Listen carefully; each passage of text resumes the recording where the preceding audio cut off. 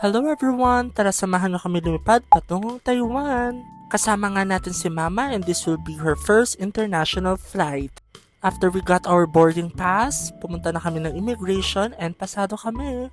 Only the certificate of employment nga lang yung hinanap sa amin. We will arrive pala sa Kaohsiung City and we will be flying via Cebu Pacific. We got our tickets for 6,256 during piso sale and here's the view of Manila above the sky.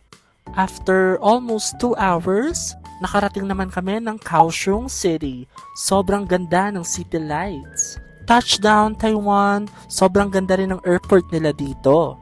And unfortunately, hindi kami nanalo sa Lucky Land, but that's fine.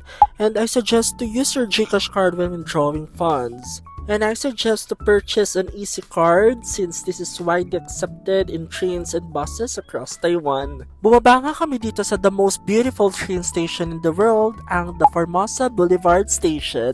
Ganda! We book our rooms here sa Sky One Hotel via Klook for only 1,100 plus pesos. Na-meet nga din namin si Nikki and May na mga Filipinos at nakasama nga namin sila mag-food trip dito sa Lyohen Night Market. At lahat ng kinain namin dito sobrang sarap dahil Chinese food. #JoshApprove. That's it for this vlog. Thank you for watching and follow for more.